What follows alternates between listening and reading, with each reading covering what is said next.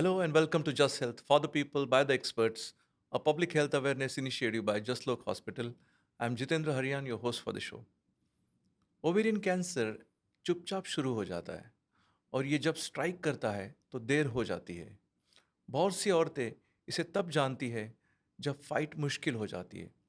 और आज इस वर्ल्ड ओवेरियन कैंसर डे के अवसर पर हमारे साथ है डॉक्टर महबूब बसाड़े, इस फील्ड के एक जाने माने expert, to tell us everything about this whispering disease. Dr. Mehboob Basade is the Director of Medical Oncology at Jaslok Hospital. He is the past president of the Indian Society of Medical and Pediatric Oncology. Since 1997, he has built Jaslok's stem cell transplantation department, pioneered India's first cord blood and marrow transplants, and led clinical trials. He has been the committee member of decision-making body of European Society of Medical Oncology, along with Pan Asia Pacific Guideline Committee for gastric, ovarian, and lung cancer treatment. Welcome to Just Health, Dr. Basade. Thank you very much. Doctor Basade, ovarian cancer को whispering disease क्यों कहा जाता है? As you rightly said that most of the women don't know when the disease strikes. 75% of the patients, the disease comes in the advanced stage. And that's basically because of the location of the ovaries, which are deep down into the pelvis. And unless the disease progresses, grows, women will not have any complaints. So that's where most of the time, I would 75% of the time, so we diagnose the patient in the late stage, stage, okay. stage 3 and stage 4. Except those who are going for an health checkup, or by accident you have done the sonography and somebody has picked up. Okay. Otherwise it's all advanced. तो जैसे cervical cancer के लिए Pap smear test होता है, वैसे ovarian cancer के लिए कोई स्पेसिफिक टेस्ट नहीं है जिससे पता चल सके? एक तो ओवरी डीप डाउन अंदर पेल्विस में है, उसके वजह से बाहर से सो एक्सेसिबल है नहीं, तो आपको आइदर सोनोग्राफी सीटी स्कैन करना पड़ता है देखने के लिए, या फिर एक ब्लड टेस्ट है जिसको हम CA-125 कहते हैं. But this CA-125 is not a reliable marker. Even if somebody has got a full-blown advanced stage ovarian cancer, that doesn't mean that CA-125 has to be high. It could be normal, despite that the cancer could be there. So it is the only imaging by either sonography or CT scan, we come to know that somebody has got an ovarian disease. So somebody who typically has ovarian cancer, what symptoms would they present? Mostly it's bloating, because of the water gets accumulated into the stomach and the abdomen gets bloated, and that's the most commonest symptom. Then we go ahead and find out what are the causes of the bloating, etc. And then diagnosis is made based on various other characteristics. Okay. और कोई rare presentation भी होता है इसका जो आम नहीं है, जैसे पेल्विक या एब्डोमेन पेन होती है? So mostly any type of cancer में जब हम देखते हैं ना, वहाँ से जहाँ पे जो भी ऑर्गन का कैंसर होना है, वहाँ से डिसीज शुरू होके लोकली फैलता है. जैसे ये ओवरी यूट्रस के पास में, पेल्विस में है, तो वहाँ से ऊपर आते आते एब्डोमेन में ऊपर आते आते काफ़ी टाइम लगता है. बट रेयरली कभी सर्वाइकल नोड्स बोलते हैं हम, नेक के अंदर में नोड्स हो सकते हैं. या अभी मुझे एक पेशेंट याद आ रही जहाँ पे हमने सस्पेक्ट भी नहीं किया था कि इसको ओवेरियन कैंसर होगा. That lady presented with the low platelet counts, and low platelet count is a haematological disorder, blood disorder. तो जहाँ पे फिर हमने देखा कि इसका प्लेटलेट काउंट क्यों कम है, तो हम बोन मैरो की टेस्ट करते हैं. Okay. तो बोन मैरो की टेस्ट के अंदर में ओवेरियन कैंसर सेल्स मिल गए. Okay. और फिर सब उल्टा शुरू हो गया कि ये ओवेरियन कैंसर मिल रहा है. It's rare but you never know. So क्या रीजंस है, मतलब ओवेरियन कैंसर किस वजह से होता है? ये देखा गया है कि ऑलमोस्ट 15% ऑफ पेशेंट्स के अंदर में फैमिली हिस्ट्री होती है. और एक जीन है जिसको हम ब्राका जीन बोलते हैं, BRCA, ब्रेस्ट कैंसर जीन. उसके 2 टाइप होते हैं, BRCA1 और BRCA2. BRCA1 normally breast cancer में देखा जाता है, BRCA2 ओवेरियन कैंसर में देखा जाता है. ऐसा कोई स्ट्रिक्ट रूल नहीं है कि ऐसी होना चाहिए, बट कॉमनेस्ट उधर होता है, दोनों तरफ से होता है. ये जीन जो है ये फैमिली में रन होता है. ये ऑटोसोमल डोमिनेंट जीन बोलते हैं. इसके वजह से अगर फैमिली हिस्ट्री है, मतलब नॉर्मली हम, it can be coming from mother side और फादर साइड, एनीवेयर. सो मदर साइड में हो गए तो नॉर्मली हम पूछते हैं कि मदर को या मैटरनल आंट्स को किसी को कोई है, या कजिन्स को, और मोस्टली हर जनरेशन में कोई ना कोई तो एक मिलता है. ओके. जिसको आइदर ब्रेस्ट कैंसर हुआ है, ओवेरियन कैंसर हुआ है या यूट्राइन कैंसर हुआ है। ये 3 विमेन में है और प्रोस्टेट कैंसर और पैंक्रेटिक कैंसर इन मेल्स में होता है। तो अगर ओके, फादर की तरफ से आ रही है तो वहाँ पे फादर को भी पैंक्रेटिक या प्रोस्टेट कैंसर हो सकता है, जो ये जीन से वापस वहाँ पे आ जाता है। तो तो इसलिए इन 15% लोगों में हम लोग की हिस्ट्री देखते हैं, रेस्ट 85% में कोई हिस्ट्री नहीं होती है। Okay, okay, but there are other cellular level changes, क्योंकि कैंसर जो शुरुआत होती है बेसिकली एक सेल से शुरू होता है। अभी उस सेल में म्यूटेशन आना और वहाँ से अनकंट्रोल ग्रोथ होना, इसमें बड़ा लंबा टाइम चला जाता है। तो ये जो फैमिलियल जीन्स जो होते हैं, ब्राका जीन, ये टिश्यू के अंदर में भी सिर्फ उस पेशेंट तक सीमित रहता है, उसमें भी हम लोग ब्राका ट्यूमर टिश्यू के अंदर देख सकते हैं। और उसके साथ में काफ़ी अलग है, रैड 51 बोलते हैं हम लोग, पाल B2, बाकी के जीन्स भी है जो अनदर 35% ऑफ पेशेंट्स में ट्यूमर के अंदर मिलते हैं। ओके, और उनमें हम लोग एक एनालिसिस करते हैं जिसको बोलते हैं HRD analysis, homologous recombinant deficiency. ये जीन का एक स्कोर होता है, 50 से ज़्यादा रहेगा या 45 से ज़्यादा रहेगा, तो उन लोगों में हम कहते हैं कि ये फैमिलियल जीन्स इन्वॉल्व होते हैं और उनकी ट्रीटमेंट भी अलग होती है। तो जिसमें भी जिस फैमिली में ये जीन रन करते हैं, those patients are at high risk. Approximately what percentage it could be? So as age advances, so we see that if suppose the mother is affected at the age of 50, we start looking the family members 10 years ahead. Okay, So if then in the daughters should start getting screened by the age of 40, and we are always very aware. And as age advances, and if suppose she's carrying the gene, and not necessarily that she has to get it in the younger age, but as the age advances, if suppose she reaches up to 80, and it can happen that this cancer has not developed, but the risk of developing cancer is high. goes up every year, Okay, and it reaches to up to 80 to 90% of either ovarian or breast cancer as the age advances. So they have to be very careful throughout their life. okay, okay. वो टांगती तलवार कहते हैं ना, वैसा है वो। Understood. Doctor, ऐसे कहा जाता है कि टैल्कम पाउडर यूज करना ओवेरियन कैंसर की रिस्क को बढ़ाता है, क्या ये सच है? नहीं, ये मिथ नहीं है। आपने पढ़ा होगा कि यूएस में जॉनसन एंड जॉनसन पे बिलियंस ऑफ डॉलर्स का लॉ सूट है और वहाँ के कोर्ट ने भी फाइन उनको दिया हुआ है। ये टाल्क जो है, टाल्क माइनिंग के अंदर में एस्बेस्टॉस भी आ जाता है, जहाँ से टाल्क माइनिंग होता है। और अपने यहाँ पे तो बहुत सारे लोग फेस पे टाल्कम पाउडर लगाते हैं, स्पेशली रूरल एरियाज में बहुत होता है ये। तो वहाँ पे टाल्क उसके अंदर अगर एस्बेस्टॉस होगा, और 2-3 स्टडीज़ है, साइंटिफिक स्टडीज़, कि इंडियन टाल्कम पाउडर के अंदर में एस्बेस्टॉस का कंटेंट काफ़ी हाई है। तो अगर ये एस्बेस्टॉस आप इनहेल किए तो कैंसर होने के चांसेस रहते हैं। बट ओवेरियन कैंसर के बारे में आप देखेंगे तो यूएस की केस जो है, वो बच्चों को पाउडर डाला गया था उनके लोअर पार्ट्स पे, और वहाँ से talcum powder through the vagina it has gone into the ovaries, Ovaries, and that's where they have filed the suit and it was awarded by jury that it was because of the talcum powder. So अपने यहाँ पे तो बहुत कुछ होता है, so there is always a high risk. So क्या ये सच है कि ब्रेस्ट फीडिंग या प्रेगनेंसी ओवेरियन कैंसर की रिस्क को कम करते हैं?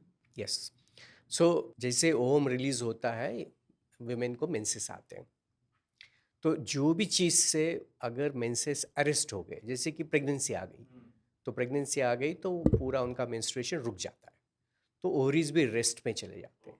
तो रेस्ट में चले जाएंगे तो सेल की डेवलपमेंट नहीं होगी, तो कैंसर का इंसिडेंस भी कम होता है। सिमिलरली ब्रेस्ट फीडिंग जब करते हैं, तो ब्रेस्ट फीडिंग की वजह से हम कहते हैं कि अमेनोरिया, मेंसेस नहीं आते। तो जब तक जितना लंबा ब्रेस्ट फीडिंग करेंगे उतना उतना अच्छा है। इनफैक्ट इसके लिए लेस रहता है कि चांस कम आ जाता है। So it is important that nowadays there are many women who do not have और डू नॉट वांट किड्स।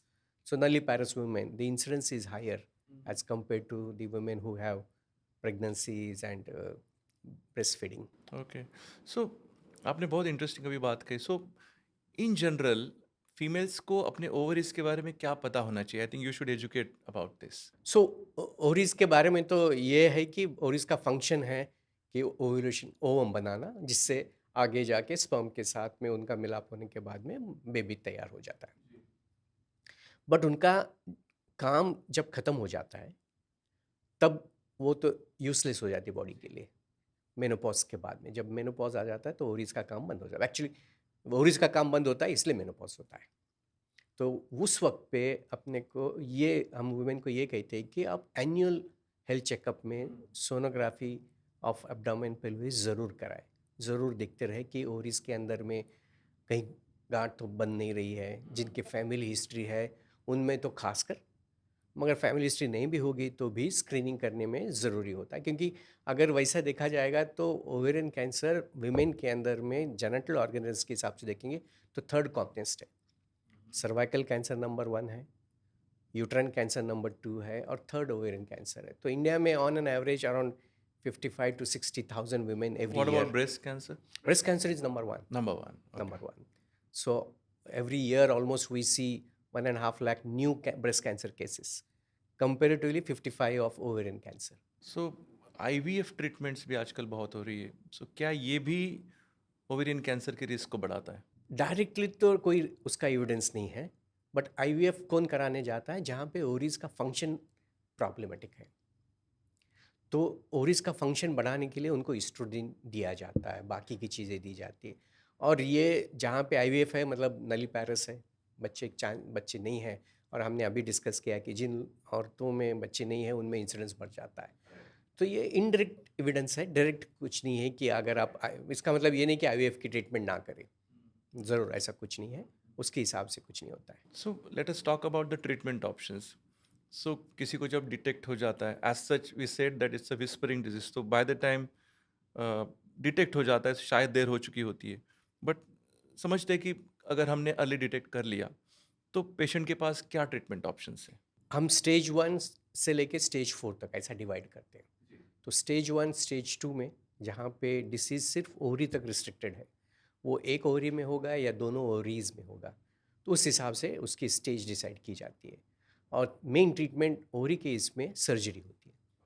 तो सर्जरी में यूट्रस निकाला जाता है, दोनों ओवरीज निकाले जाते हैं, फैलोपियन ट्यूब्स कहते हैं वो निकाला जाता है, ओमेंटम निकाला जाता है, पेरिटोनियम निकाला जाता है, लिम्फ नोड्स निकाले जाते हैं। और ये सर्जरी होने के बाद में except stage 1A and stage 1B we don't where we don't give any additional chemotherapy. 1C onwards everybody receives the chemotherapy. So chemotherapy or surgery goes hand in hand. So every woman will require chemotherapy and surgery. Radiation has no role in the ovarian cancer. And और जैसे हाँ stage आगे चली Yeah. जाती है तो वहाँ पे जैसे कि मैंने बताया कि 75% लोग स्टेज 3 स्टेज 4 में आते हैं, वहाँ पे अपफ्रंट सर्जरी नहीं की जाती। तो पहले हम लोग कीमोथेरेपी दे के डिसीज़ को श्रिंक करते हैं। अनफॉर्चुनेटली ओवेरियन कैंसर डिसीज़ ऐसा है कि जहाँ पे कीमोथेरेपी को रिस्पॉन्स बहुत अच्छा मिलता है। ओके, तो ऑलमोस्ट 2/3 से ज़्यादा पेशेंट्स को अच्छा रिस्पॉन्स मिलता है। तो अगर किसी का बड़ा ट्यूमर है या पानी भरा हुआ है, 1-2 साइकिल के अंदर में 6 हफ्ते के अंदर में पूरा पानी सूख जाता है and women starts feeling better. और 3 साइकिल के बाद में नॉर्मली हम लोग फिर से स्कैन्स करते हैं, फिर सर्जरी कराते हैं। सर्जरी करने के बाद में फिर बचे हुए और कीमोथेरेपी देते हैं। और फिर एडवांस स्टेज में स्टेज 3 और स्टेज 4 में हम लोग फिर से जैसे हमने बात की थी HRD और ब्राका जीन की, वो टेस्टिंग करके देखते हैं। ओके, और वो अगर पॉजिटिव रहेंगे तो हम लोग इनको एडिशनल कुछ ओरल टैबलेट रहते हैं जो 2 साल देते हैं, जिसको हम पार्प इनहिबिटर कहते हैं। ओके। वो देने से सर्वाइवल बहुत इम्प्रूव हो जाता है। तो स्टेज पे डिपेंड करेगा कि आपका स्टेज पे लाइन ऑफ depend करता ट्रीटमेंट। ओवेरियन कैंसर ट्रीटमेंट में रोबोटिक्स का क्या रोल है? अभी तक तो लेप्रोस्कोपिक होते आया है, ओपन होते आया है, अभी रोबोटिक हो रहा है। बट ओवेरियन कैंसर में काफ़ी कुछ निकालना पड़ता है, तो इट्स ए लॉन्ग सर्जरी। तो रोबोटिक उतना काम यहाँ पे नहीं होता है और ऐसा कोई फाइन ऑर्गन इन्वॉल्व नहीं होता है यहाँ पे, इसलिए रोबोटिक कम होता है।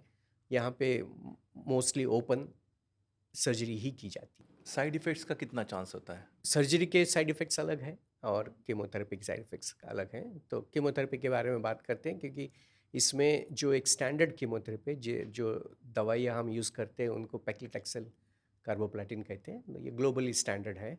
And because of these medications the hair loss is the most commonest side effect. So every woman will have this hair loss. Sometimes if they are having diabetes, so they can get tingling numbness in the fingers. That's called as neuropathy.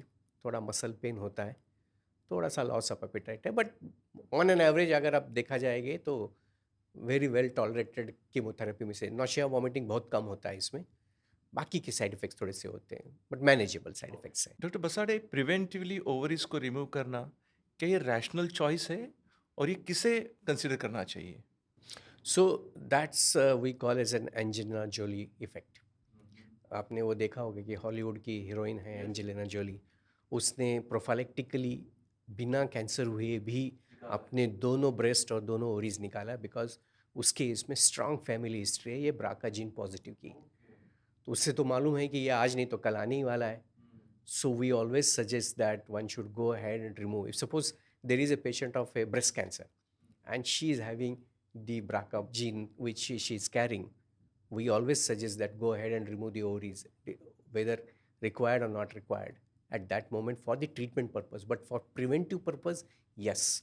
So we always suggest that those who are carriers should always go. And those आपने पूछा था कि family history है उन औरतों को क्या करना चाहिए, तो जैसे ही वो मेनोपॉज हो जाता है हम लोग बोलते हैं कि अभी यूट्रस ओवरीज का कुछ काम नहीं है तो निकाल दो। सो किसी औरत को पता नहीं कि फैमिली हिस्ट्री में ब्राका जीन्स है, तो वो इस टेस्ट को प्रोएक्टिवली या प्रिवेंटिवली कर सकती है? तो उनको उनके ट्रीटिंग जो भी फैमिली के होंगे ट्रीटिंग डॉक्टर से बात करनी पड़ेगी, और वो BRCA it's a blood test, BRCA Okay. Test तो ब्लड टेस्ट So होती है, तो any anybody recognized lab will have any this lab test. will have it, and either you can do the blood test or through the saliva also, because every body cell or every tissue of this body will carry, because it's a familial gene, तो आपके हर cell के अंदर बसा हुआ है, तो कहीं से भी निकाल के आप टेस्ट कर सकते Correct. And once you know the risk, then or once you know have some knowledge about it, then you can consult the doctor हैं। and These are the actually what we say preventive things. You know, there are very few cancers which we suggest proactively remove that organ, and BRCA is one. So breast and ovaries are the other. If somebody is suffering or carrying this BRCA mutant gene, and once their family life is completed, they should go ahead and get it. so what you're saying is that even without waiting for cancer Without to it, happen, absolutely, proactively, preventively, absolutely. one should consider this option. Only those patients who Who have have BRCA BRCA genes. positive. Doctor Basade, in the recent past कौन से breakthroughs ने ovarian cancer के early detection या treatment को बदला है? सो अभी जैसे हमने डिस्कस किया कि 75% ऑफ अपने पेशेंट स्टेज 3 स्टेज 4 में है, तो इन लोगों का पहले क्या होता था, हम लोग सर्जरी करते हैं, कीमोथेरेपी देते हैं, 100 में से at the end of the 5 years 40 women alive होते हैं, 60 लोगों की डेथ होती है। मगर दो वो औरतें ऐसी है जिनके इसमें ब्राका पॉजिटिव है या HRD स्कोर हाई है, जहाँ पे हम लोग जैसे मैं बताया कि नई ट्रीटमेंट देते हैं, ओलापारिब या पार्प इनहिबिटर्स वगैरह देते हैं, वहाँ पे अभी देखा जाए है कि at the end of the 7 years, अभी हम 5 साल की भी बात नहीं कर रहे, इन लोगों में 7 years almost 75% of the women are alive. So this constitutes almost 50% of the women of the ovarian cancer. So those women with BRCA positivity, ऐसा है कि ब्राका के वजह से कैंसर होएगा मगर ब्राका वजह से उनकी जान भी बच जाएगी, क्योंकि उसमें कीमोथेरेपी का इफेक्ट बहुत अच्छा होता है,